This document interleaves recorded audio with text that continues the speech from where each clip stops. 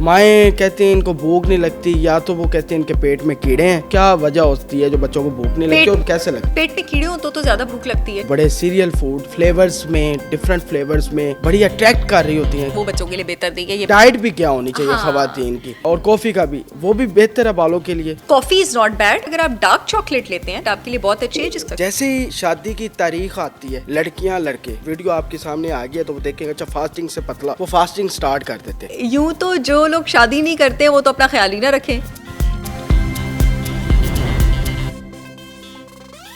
अच्छा डॉक्टर साहब, माइक्रोवेव का बड़ा इस्तेमाल हो रहा है घरों में, और बच्चों के खाने जब ठंडे हो जाते हैं उसे ओवन में रख दिया जाता है। क्या ये ओवन जो है ये बेहतर है हमारी रोजमर्रा लाइफ के लिए? अच्छा, माइक्रोवेव अदरवाइज हैजर्डस नहीं है, लेकिन खाना फ्रेश ही खाया करें। और दूसरी बात, बच्चों के लिए स्पेशल, खाना हर एक के लिए खाना फ्रेश खाए, बट माइक्रोवेव में खाना गर्म करना कोई बुरी बात नहीं है। लेकिन जो आपके पास माइक्रोवेव पॉपकॉर्न्स होते हैं ना, और जो आपके पास फ्रोजन फूड होते हैं जो लिफाफे में नहीं बंद होते हैं, उसको कभी आपने माइक्रोवेव में गर्म नहीं करना। क्योंकि जब आप उसको माइक्रोवेव में गर्म करते हैं, उसके अंदर के रैपर से बड़ा एक टॉक्सिक केमिकल निकलता है, बिस्फेनॉल ए, BPA, जो कि उसको डिस्ट्रॉय कर देता है। अदरवाइज माइक्रोवेव में कभी कभार खाना गर्म करने में कोई प्रॉब्लम नहीं। और बच्चों में जो आम सबसे ज्यादा चीज है ना, उनको भूख नहीं लगती। माएँ कहती हैं इनको भूख नहीं लगती, या तो वो कहते हैं इनके पेट में कीड़े हैं, या कोई और वजह होती है, और फिर वो हकीम और डॉक्टर के पास जाते हैं। तो वो क्या वजह होती है जो बच्चों को भूख नहीं लगती और कैसे लगती? पेट में कीड़े हो तो ज्यादा भूख लगती है, ठीक है, उसके लिए तो डिवॉर्म करना पड़ता है। अगर भूख नहीं लगती, आप मेरा प्रोडक्ट प्रोगेन ट्राई कर सकते हैं। इससे बच्चों का मेटाबॉलिज्म भी तेज होगा, उनको भूख भी लगेगी। दिन में आपने इसके 2 टेबलस्पून इंक्लूडेड करने हैं किसी भी स्मूदी में, जिस तरह से मैं आपको बता रही हूँ, तो इट विल हेल्प। और माएँ जो हैं वो ज़्यादातर ये करती हैं कि रात को बच्चे को लाजमी दूध पिला के सुलाती हैं। क्या वो तरीका ठीक है? रात के वक्त बच्चे को कहना है कि पियो, ज़बरदस्ती पिलाती हैं। अच्छा, अगर आपके बच्चे को दूध सूट करता है तो उसको सुबह के टाइम देना भी नहीं चाहिए, उसको रात के टाइम देना चाहिए। अगर आपका बच्चा लैक्टोज इंटॉलरेंट नहीं है या डेयरी इंटॉलरेंट नहीं है, तो आई थिंक अच्छी प्रैक्टिस है रात के टाइम दूध देना अच्छी चीज़ है, ये ठीक होता है बच्चों के लिए, बिल्कुल ठीक होता है। अच्छा डॉक्टर साहबा, आजकल बच्चों को अट्रैक्ट करने के लिए बड़े सीरियल फूड फ्लेवर्स में, डिफरेंट फ्लेवर्स में बड़ी अट्रैक्ट कर रही होती हैं। क्या वो बच्चों के लिए बेहतर है? बहुत ही बेहतरीन सवाल है, और वो बच्चों के लिए बेहतर नहीं है। ये मैं आपको बता दूं, 2 चीज़ें मार्केट में जिससे आपने होशियार रहना है। एक है जितने भी कलर्ड सीरियल्स हैं, मैं आपको बता दूं, ये जिन ग्रेन और जिन आटों से बनाए जाते हैं, उनको महीनों उनकी शेल्फ लाइफ शायद गुजर भी गई होती है, उनको शेल्फ में रखा होता है, और उसके बाद उनको रिफाइन करने के बाद उनमें कोई न्यूट्रिशन नहीं भरी होती, और उनमें बहुत ज़्यादा चीनी छुपी होती है इन सारे सीरियल्स और क्रैकर्स में। दूसरी चीज़, आपके पास जितने भी फ्लेवर्ड योगर्ट्स हैं उससे आपने खुद भी दूर रहना है और बच्चे को भी दूर रखना है। मैं आपको बता दूं, जो आपके पास नेचुरल दही होता है, इवन उसकी एक सर्विंग में आपके पास 10 ग्राम ऑफ शुगर होता है, और वो तो चले जाए नेचुरल शुगर होता है ना। जो आपके पास फ्लेवर्ड योगर्ट होता है उसकी एक सर्विंग में आपके पास 38 ग्राम तक शुगर होता है। और ये जो आप अपने बच्चे को पूरा टब ले देती है ना फ्लेवर्ड योगर्ट का, सोच के कि मैंने बड़ी हेल्दी चीज़ ले दी है, उस पूरे टब में आपके पास 6 सर्विंग्स होती है। अब आप 38 को 4 से जमा कर लें, और अब आप सोच रहे हैं कि आपने अपने बच्चे को सर्विंग में क्या लेके दी है। और एक और चीज़ ये कि जिन बच्चों की हाइट नहीं बढ़ रही है, मोस्टली आपके पास जब हाइट नहीं बढ़ती है ना, और मेरे पास जब पेशेंट्स आते हैं, मैं उनको ये 4-5 टेस्ट कराने का कहती हूँ। एक मैं कहती हूँ अपना ग्रोथ हार्मोन चेक कराएं, एक बच्चे का थायराइड चेक कराएं, एक इंसुलिन चेक कराएं, एक विटामिन D चेक कराएं, और B12 चेक कराएं। आप यकीन करें कि अब आजकल बच्चों का कद इसलिए नहीं बढ़ रहा है क्योंकि बच्चों के सीरम इंसुलिन और फास्टिंग इंसुलिन लेवल्स इतने खून की कमी वाला भी साथ कर लें बच्चों के अंदर, वो जी, B12 की कमी, खून की कमी। जब आपके पास जो ब्लड है ना, वो B6, B9 और B12 से बनता है, इससे मैं B12 का भी टेस्ट कराती हूँ। तो जब आपके पास खून ही नहीं होगा, आपके पास जिसमें न्यूट्रिएंट्स कहाँ से पहुँचेंगे? आप यकीन करें कि सिर्फ जंक फूड खाने की वजह से ब्लड में इंसुलिन के लेवल्स इतने हाई होते हैं आपके पास, कि आपके पास इंसुलिन के लेवल्स अगर बहुत ज़्यादा हाई हो ना, आपके जिस्म में ग्रोथ हार्मोन अच्छा सिक्रीट नहीं हो पाता, कि बच्चों में ग्रोथ हार्मोन अच्छा सिक्रीट नहीं हो रहा है, उनका कद नहीं बढ़ रहा। अच्छा चले, बालों की बात हो रही है तो कलर करने से, डाइंग करने से भी बालों को बड़े नुकसान खराब हो जाते हैं, ठीक है, वो फिर सही हो सकते हैं? देखिए, डिपेंड करते हैं, उसकी फ्रीक्वेंसी बहुत ज़्यादा ना हो। जैसे मैं साल में 2 बार डाई करा लेती हूँ, इतना जरूर ठीक है, इससे ज़्यादा ना कराएं। साल में मैं 2 बार। जो बाल सफ़ेद होना शुरू हो जाते हैं इसी वजह से, ठीक है। अब बहुत सारी खवातीन हैं जो मीडिया फील्ड से हैं, कुछ मॉडलिंग कर रही हैं, उनकी तो ज़रूरत है बालों को डाइंग करवाना, बालों की स्टाइलिंग करवाना, तो वो तो जेल भी इस्तेमाल हो रहा है, हेयर स्प्रे भी इस्तेमाल हो रहा है, फिर भी तो उनको अपने बालों की फिक्र है, वो क्या करें? मैं अपनी इन सारी बहनों को जो शोबिज़ इंडस्ट्री में ज़ाहिर है उनकी रोज़ी रोटी की रिक्वायरमेंट है, यही कहूँगी कि आप एक्सटेंशंस वगैरह लेके, अच्छी महंगी एक्सटेंशंस वगैरह लेके और उन्हीं पे स्टाइलिंग कराया करें अपने बालों पे क्योंकि ये और अब तो बहुत सारी मॉडल्स इसको अडॉप्ट कर भी रही हैं, बहुत सारी हमारी काबिल एक्ट्रेसेस और एंकर्स जो हैं हमारी इतनी काबिल वो सब इसको अडॉप्ट कर भी रही हैं कि अगर आपकी एक्सटेंशंस की स्टाइलिंग होती रहे, ठीक है, और आपके अपने बालों की स्टाइलिंग ना हो तो, और वो एक्सटेंशंस अच्छे वाली हो, एक ही बार अच्छी एक्सटेंशंस में इन्वेस्ट कर लें तो फिर नीचे बालों को तो कोई नुकसान नहीं होगा। क्योंकि ऐसा देखिए ज़हन, ऐसी कोई केयर नहीं है कि अगर आप रोज़ अपने बालों के ऊपर आप हर महीने में डाई भी करवा रहे हैं, रूट्स भी करवा रहे हैं, आप रोज़ उनको ब्लो ड्राई भी कर रहे हैं, स्टाइलिंग भी कर रहे हैं, तो आप कैसे बचेंगे? चाहे नहीं बच कितनी, सकते। तो उसका रास्ता भी यही कि आप एक्सटेंशंस ले लें। ठीक है, तो मर्द क्या करें? अब मर्दों ने भी तो मीडिया फील्ड में मर्द एंकर्स भी हैं, एक्सटेंशन ले सकते हैं, आप भी ले सकते हैं। अब वो इतनी लंबी वाली एक्सटेंशन नहीं, छोटी एक्सटेंशंस भी मिल जाती हैं, मिलती हैं। चलें जी वो यूज करें, यानी कि हेयर स्प्रे से नुकसान है। जी बिल्कुल है। अच्छा, पुराने जमाने में खवातीन मेहंदी लगाया करती थी, बहुत बालों अच्छा में। करती थी, वो ठीक है, बहुत अच्छी है, वो लगा बहुत सकती, अच्छी है बालों के लिए, वो मजबूत थी। इनर्ट है। और एक ही टॉवल होता है घर में, सारे इस्तेमाल तो कर बहुत ही बुरी बात है, ये तो हाइजीन के लिहाज से ही बुरी बात है। प्लीज अपने अपने टॉवल अलग उससे रखें। कुछ बालों को ऑफ कोर्स, अब ये तो एक it's like basic common sense thing, एक के जरासीम दूसरे में जाएंगे तो क्या ही होगा ना, ठीक है। फॉर एग्जांपल घर में एक को डैंड्रफ है, पूरे घर को डैंड्रफ हो जाएगा, यू नो, फॉर एग्जांपल, या किसी को कोई, और ये तो बेसिक हाइजीन के हिसाब से ही गलत और गंदी बात है, बट अनफॉर्चुनेटली ये होता है। एक आपने बच्चों की मुझसे सवाल मैंने पूछा कहा था। कि बच्चों में जब बालों का बड़ा होता है कि बच्चे जब पैदा होते साथ ही जो है उनके बाल नहीं बढ़ रहे होते, तो वो कहते हैं जी इसकी टिंड करवा दें। टिंड करवाना इज़ नॉट द हल। अगर आपके बच्चों के बाल नहीं बढ़े, इसका मतलब है बच्चों में न्यूट्रिशनल डेफिशिएंसीज हैं। जब आपको न्यूट्रिशनल डेफिशिएंसीज होती हैं ना, अब न्यूट्रिएंट्स मेरे जिस्म का हर फंक्शन कंट्रोल कर रहे हैं, मेरा सांस लेना भी, मेरे दिल का फंक्शन भी, मेरे हाजमे का फंक्शन भी। अगर हमारे जिस्म में न्यूट्रिएंट्स कम होते हैं तो हमारा दिल बंद नहीं होता, हमारा जिस्म पहले गैर ज़रूरी फंक्शंस को बंद करना शुरू करता है एज एन अलार्म कि भाई अब ये मसला हो रहा है और आगे को बड़ा मसला भी हो जाएगा। तो एज एन अलार्म मेरी बॉडी क्या करेगी? नाखून टूटना शुरू हो जाएंगे, बाल गिरना शुरू हो जाएंगे, आईब्रोज खराब होना शुरू हो जाएंगी, है ना, स्किन खराब होना शुरू हो जाएगी, लेकिन दिल तो डायरेक्ट बंद नहीं होगा। दिल बंद होते होते 15-20 साल लगेंगे। तो इसका मतलब है कि न्यूट्रिएंट्स कम है। अगर आपके बच्चे के बाल नहीं उग रहे हैं, बच्चे की डाइट में प्रोटीन नहीं है, गुड फैट नहीं है, बच्चे की डाइट में आयरन नहीं है, बाल कब उगेंगे? हेयर फॉलिकल्स की ग्रोथ कब होगी? जब ब्लड ऑक्सीजन लेके स्कैल्प तक पहुंचेगा। ब्लड ऑक्सीजन लेके स्कैल्प तक पहुंचेगा ही नहीं तो हेयर फॉलिकल्स की ग्रोथ कैसे होगी? बिल्कुल सही कह रहे हैं, सही बातें कर रही हूँ ना बच्चों की। यानी और कि दूसरी, वो करवाने की कोई जरूरत जी नहीं, बिल्कुल। और दूसरी उससे कोई बात, फायदा नहीं है। उससे कोई वैसे तो टिंडें करवानी चाहिए शुरू में ताकि वो आपके हेयर ग्रोथ फेजेस अच्छे होते हैं, लेकिन उसका इलाज नहीं है, ठीक है। दूसरी बात जो मैं आपको बताना चाहती लेकिन हूँ, बड़े भी जो मर्द हजरात है वो भी जब भी बाल गिरना शुरू होते हैं तो सबसे नहीं, पहले this is no solution, this is no solution. आप अपने DHT के लेवल्स चेक कराएं, आपके DHT के लेवल ज़्यादा होंगे और जो सोल्यूशंस मैंने आपको बताए हैं वो आप करें। और अगर कुछ एज के बाद, मैं इस क्वेश्चन का आंसर कंप्लीट करना चाहूँगी, बच्चे 7, 8, 9 साल के और एकदम उनका गंजपन हो जाए तो प्लीज़ उनका ब्लड का ANA टेस्ट कराएं, एंटी न्यूक्लियर एंटीबॉडीज़, ये ना उनकी बॉडी में कोई ना कोई ऑटो इम्यून डिजीज़ हो रहा हो। मोस्टली मेरे पास है ना, आप यकीन करें, इतने सारे बच्चे जो थे वो सीलियक डिजीज़ के पेशेंट थे, उनको ग्लूटेन एलर्जी थी और उनकी गंज हो रही थी, मैंने उनका ग्लूटेन छुड़वाया और उनके बाल वापस आ गए। बड़ी बड़ी बात है। लेकिन वो जो मर्द हैं, जो मतलब नौजवान है, नौजवानों का भी ग्लूटेन, जिनको सीलिया का ग्लूटेन छुड़वा के बाल वापस आ जाते हैं। अक्सर लोगों में गंजपन की वजह मैं आपको बता दूं ग्लूटेन एलर्जी होती है। पता नहीं फी सबीलिल्लाह, हो सकता है इस बात से काफी लोगों का फायदा हो जाए। गंदुम छोड़ के बाल वापस आ जाते हैं जिनका डायग्नोज नहीं होता। जो का आटा खाएं, ग्लूटेन फ्री रहे। अच्छा, साबुन से बाल धोए जाते हैं, नहीं, उसका क्या नुकसान साबुन है? में भी आपके पास SLS है, साबुन में SLS नहीं है। मैंने आपको पहले ही बताया है कि जो भी आपने हेयर प्रोडक्ट इस्तेमाल करना है वो आपने SLS फ्री इस्तेमाल करना है। और ऑयल कौन सा बेहतर है?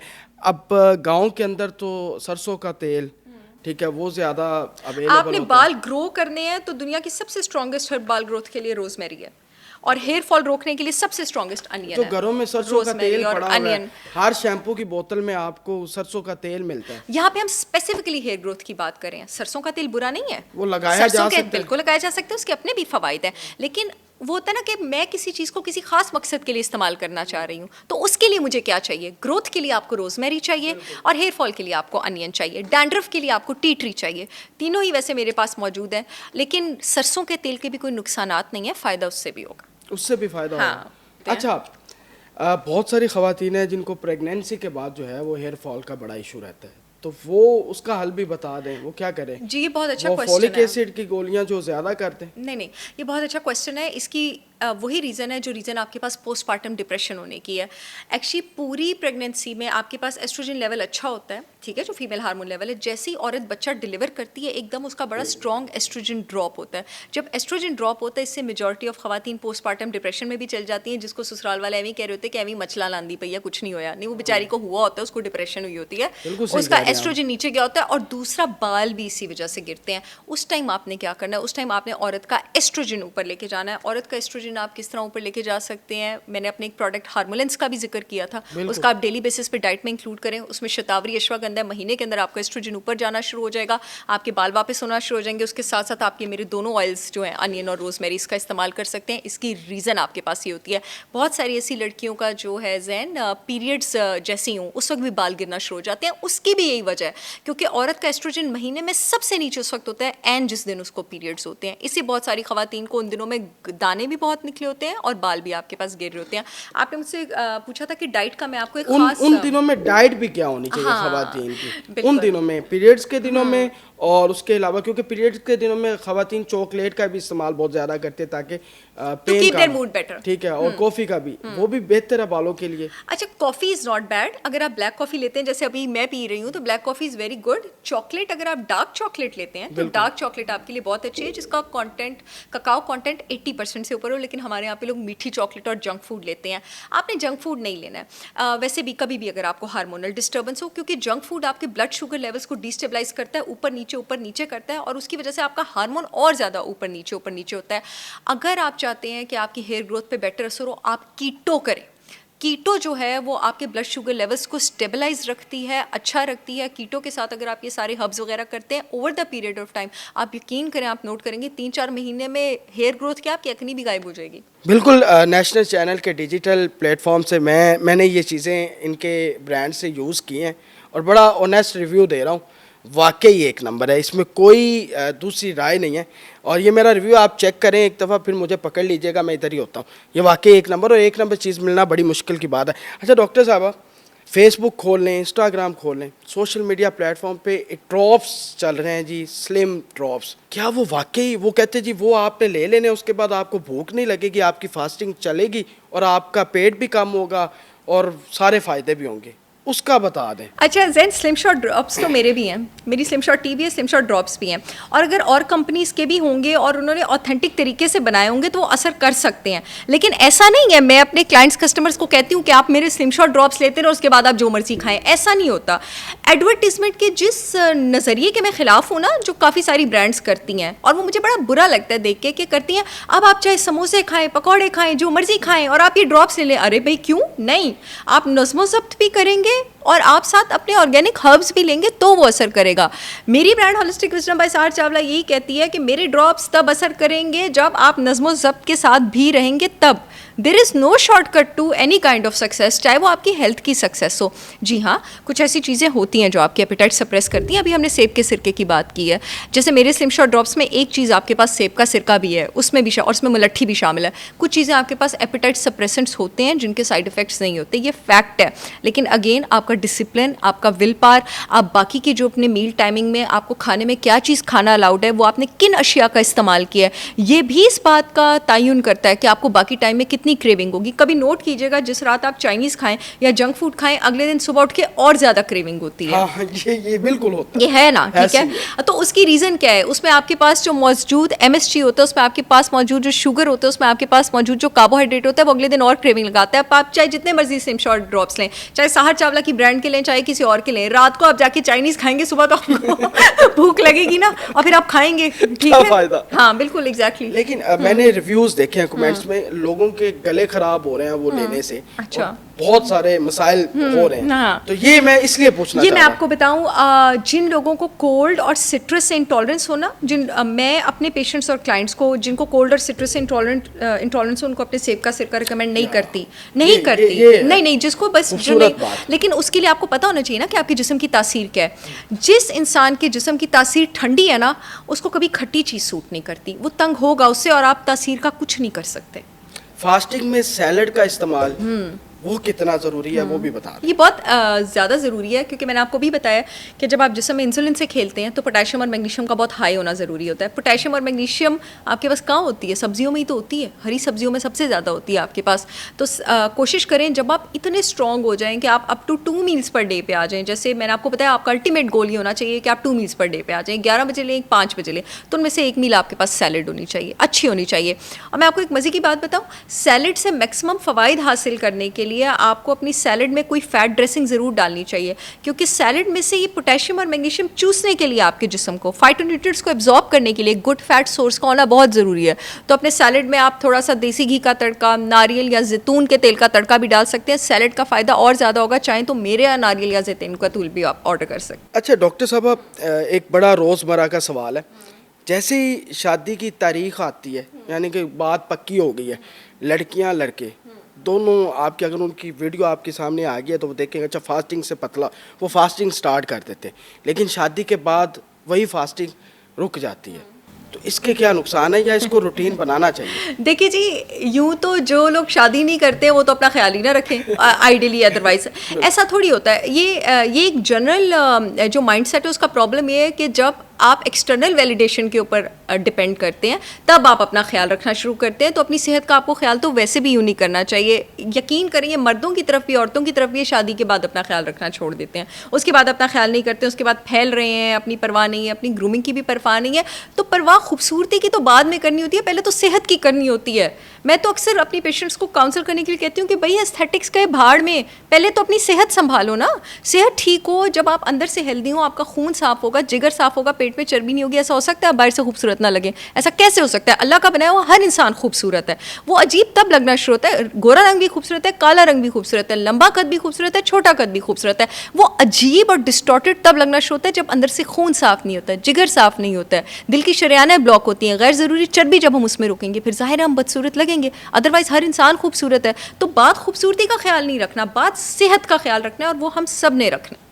अच्छा डॉक्टर साहब, फास्टिंग जब भी ये लफ्ज़ सामने आता है ना तो सबसे पहले ज़हन में आता है कमज़ोरी, और हमारे बड़े ये इस बात पे डरा देते हैं वीकनेस हो जाएगी, और कई तो फास्टिंग करके एक्सरसाइज करते हैं तो उनको चक्कर आना शुरू हो जाते हैं। क्या उनका फास्टिंग का तरीका ठीक नहीं है? वो आप बता दें। डेफिनेटली। अच्छा, पहले जो बड़े कहते हैं दैट्स वेरी क्यूट, कोई कमज़ोरी नहीं होती है, ठीक है। फास्टिंग करने से बल्कि आप में ताकत आती है।